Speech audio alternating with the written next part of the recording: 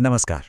देखिए, कोई भी एक घटना होती है ना, तो उसे देखने, समझने और बताने के कई नजरिए हो सकते हैं।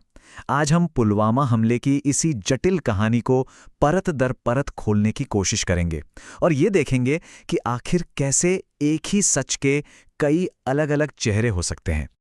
14 फरवरी 2019 ये सिर्फ एक तारीख नहीं है, बल्कि ये भारत के हाल के इतिहास का एक ऐसा गहरा जख्म है जिसे भुलाया नहीं जा सकता। ये दिन हमें याद दिलाता है पुलवामा आतंकी हमले की, एक ऐसी घटना जिसने सचमुच पूरे देश को झकझोर कर रख दिया था। लेकिन आज हम सिर्फ इस पर बात नहीं करेंगे कि क्या हुआ। हमारा फोकस इस पर रहेगा कि इसे कैसे समझा गया। हम अलग अलग नजरियों को देखेंगे, रणनीतिक गलियारों से लेकर मीडिया की सुर्खियों तक, और हमले में जो परिवार प्रभावित हुए उनकी कहानियों से लेकर जांच की गहराइयों तक हर पहलू को छुएंगे। तो चलिए इस जटिल पहेली को एक साथ सुलझाने की कोशिश करते हैं। अब देखिए, किसी भी कहानी को समझने के लिए सबसे पहले उसकी बुनियाद को जानना बहुत जरूरी होता है ना? तो चलिए सबसे पहले उस दिन की घटनाओं के उन मूल तथ्यों पर एक नजर डालते हैं जो हम सब जानते हैं और जिन पर कोई विवाद भी नहीं है। तो हुआ ये कि 14 फरवरी को भारतीय सुरक्षा कर्मियों के एक काफिले पर एक आत्मघाती हमला होता है। कुछ ही घंटों के अंदर आतंकी संगठन जैश-ए-मोहम्मद इसकी जिम्मेदारी भी ले लेता है, और इस एक घटना ने भारत पाकिस्तान के बीच तनाव को इतना बढ़ा दिया कि उसका नतीजा हमें बालाकोट एयर स्ट्राइक के रूप में देखने को मिला। तो ये वो बेसिक फैक्ट्स हैं जिन पर लगभग सभी सहमत हैं। लेकिन जैसा कि अक्सर होता है, फैक्ट्स, तथ्य कहानी का सिर्फ एक हिस्सा होते हैं। असली कहानी तो इस बात में छिपी है कि इन तथ्यों को अलग-अलग लोगों ने कैसे देखा, कैसे समझा। हर एक नजरिए ने इस घटना को एक नया रंग दिया और हमारे सामने कहानी का एक बिल्कुल अलग पहलू लाकर रख दिया। और पता है, यही बात इस पूरे विश्लेषण को इतना दिलचस्प बना देती है। देखिए, सैन्य नेतृत्व ने इसे देखा एक स्ट्रैटेजी के चश्मे से।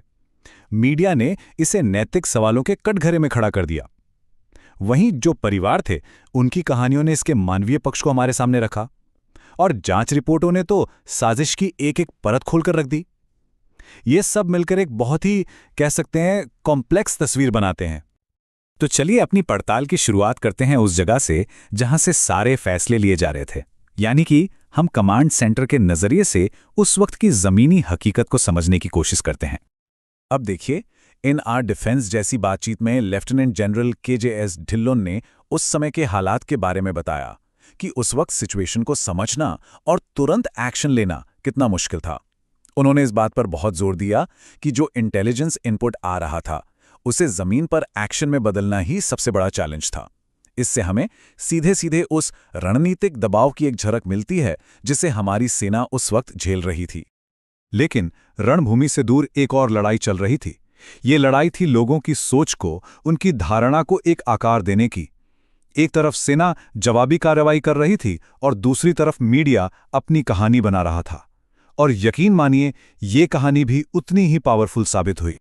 और एक सवाल जो बहुत जोरों से उठा वो ये था, क्या भारतीय मीडिया ने जिम्मेदारी से काम किया?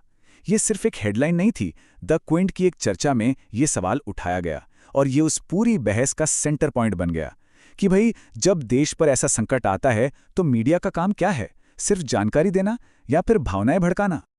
और यहीं पर हमें कहानी कहने की ताकत और जिम्मेदार पत्रकारिता के बीच का एक सीधा टकराव देखने को मिलता है। मीडिया का काम सिर्फ फैक्ट्स बताना नहीं रह गया था, वो एक नैरेटिव गढ़ रहा था। कुछ चैनलों ने इसे एक राष्ट्रीय अपमान की तरह दिखाया, तो कुछ ने इंटेलिजेंस फेलियर पे बड़े-बड़े सवाल उठाए।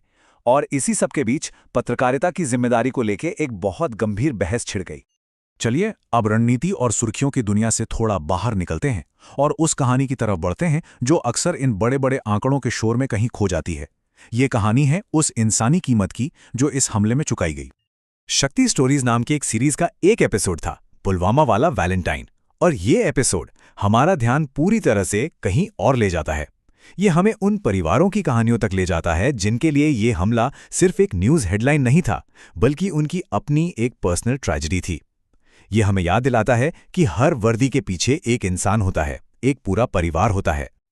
तो ये जो मानवीय पहलू है ना, ये सिर्फ एक इमोशनल कहानी नहीं है, ये एक बहुत जरूरी कॉन्टेक्स्ट है, एक संदर्भ है।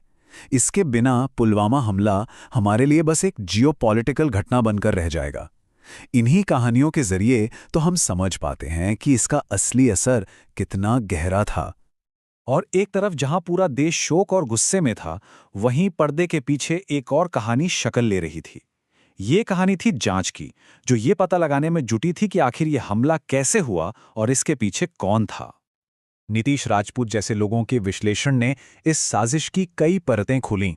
उन्होंने जैश-ए-मोहम्मद, उसके सरगना मसूद अजहर और जो सुसाइड बॉम्बर था आदिल डार, इनके बीच की कड़ियों को जोड़ा। और इस जांच से ये बात साफ हुई कि ये हमला किसी एक आदमी का काम नहीं था, बल्कि ये एक पूरी सोची समझी साजिश का नतीजा था। तो हमने अब तक रणनीति, मीडिया, मानवीय पीड़ा और जांच, इन सभी अलग-अलग एंगल से इस घटना को देखा। तो अब बड़ा सवाल ये है कि जब हम इन सबको एक साथ रखते हैं तो हमारे सामने क्या तस्वीर उभर कर आती है? और तस्वीर ये उभरती है कि सच्चाई किसी एक नजरिए में कैद हो ही नहीं सकती। रणनीतिक जवाब क्या था? मीडिया ने इसे कैसे दिखाया? इसका इंसानी पहलू क्या था? और जांच में क्या निकला? ये सब एक बहुत बड़ी और कॉम्प्लेक्स पिक्चर के अलग-अलग लेकिन बहुत जरूरी टुकड़े हैं। देखिए, सेना की कहानी हमें बताती है कि जवाब कैसे दिया गया। मीडिया की कहानी दिखाती है कि इसे दुनिया को कैसे बताया गया। इंसानी कहानी हमें महसूस कराती है कि इसका असर क्या हुआ। और जांच की कहानी ये उजागर करती है कि इसे किया किसने था। ये कहानियां एक दूसरे से टकरा नहीं रही, बल्कि एक दूसरे के साथ मिलकर पूरी तस्वीर को मुकम्मल करती हैं। तो शायद पूरी कहानी कोई एक नैरेटिव है ही नहीं।